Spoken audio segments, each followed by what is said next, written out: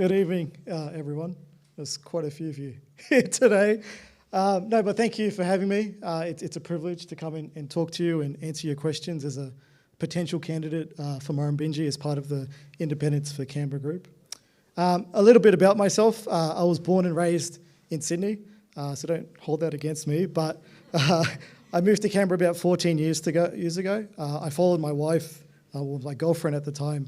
She, like most of interstate Canberrans, came as a public servant graduate, and I missed it too much, so I made the move to Canberra from Sydney, and I haven't regretted it. I've fallen in love with Canberra.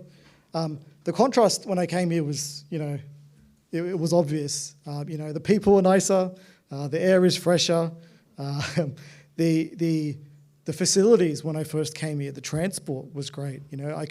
We lived in Greenway, we were renting in Greenway, and I worked in Belconnen, and 25-minute bus straight there, straight back in peak time, and it was great. Yeah, that's a term. I'll get to that. But even though it wasn't perfect, there was bulk billing doctors available to go see when I needed to. Driving around Canberra was great. The traffic was so much better than Sydney, and the parking as well.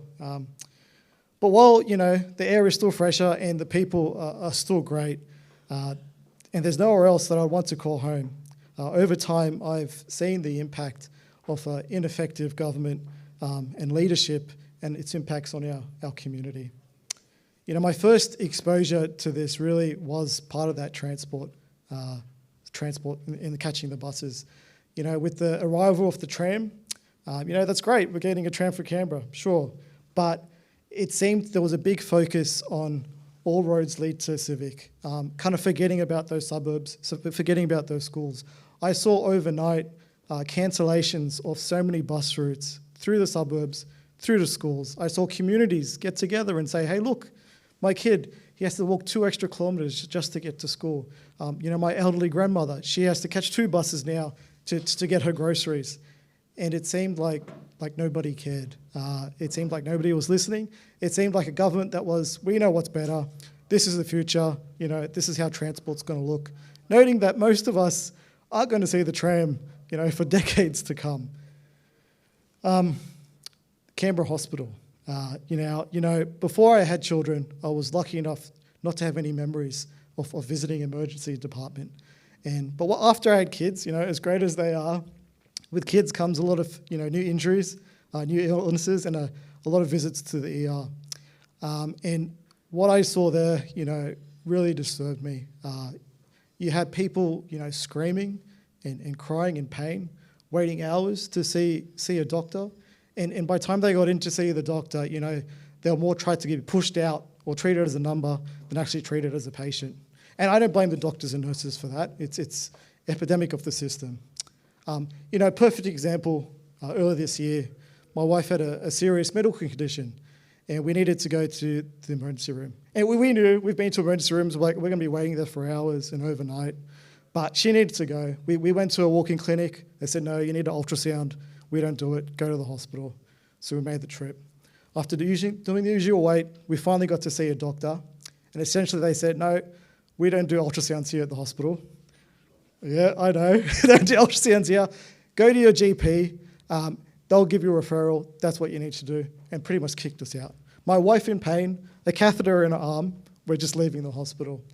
Later we found out from a nurse that, no, they do ultrasounds. It was just that day they were too busy and they just needed to get us out. The lines were too big.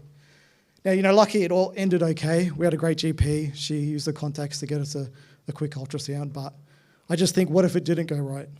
And those emergency rooms, it's not a new thing. We have the worst ER waiting times in the country. And that's been happening for 5 years. 5 years ago, we had the same discussion and politicians came out last election cycle and promised new things and promised new buildings and extra funding for this and that. No transparency of where that funding's going or how, if the outcomes are good or not. But they're not listening. They're not listening to the experts here. They're not listening to the doctors and the patients of the hospital. And there's a lot of things that could be done, like bulk billing in Canberra. I don't know about you guys. I don't know about you guys, but I save my ailments before I go see the doctor because I don't want to spend $100 out of pocket for each visit. So I build up a list. Then I go with it, oh, this is wrong, this is wrong, this is wrong. I don't want to go spend $100, get sent to a specialist, we have to wait another 3 months to spend another $300. And so this is not medical advice. If you're sick, go see a doctor. I'm not saying do what I do. But how can we expect the ER not to be full of people if people can't afford to see the doctor when they need to? There's answers, there's solutions to this. The AMA, GPs, patients have been screaming about solutions to this, but I feel we just have a government who just seems to ignore them. We know best. We just want to make big statements, and hopefully people will just forget about it. And this lack of consultation or even empathy is not just limited to our transport and health system, a broken public housing system. I read some stats today. 3,000 people on that waiting list. Of average of 5 years they have to wait to get a home. And it's gotten worse over the last 5 years. So while the population has increased, while that list has doubled on the amount of people on that, the housing stock of public housing has actually decreased. That doesn't make sense to me. Continuous delays in planning and broken promises. So I live now in Denman Prospect with my family, and I just got to say, Copeland's Crossing, police stations, shops, all that Molonglo region and Western Creek even, communities are screaming for more infrastructure, for better planning. We get a lot of promises, and maybe 3 or 4 years later they'll start on the project when it's a bit too late, but no one's listening, I feel, and that's probably why I'm running. I do see hope, especially through this movement, through Independence for Canberra. For too long we've been let down by this coalition of government that seems unwilling to listen, and an opposition that doesn't offer any viable solutions. These 10 principles that the party has pushed on candidates to have, and these values, no vested interest, integrity, collaboration. I wish some of the politicians currently had a half of that.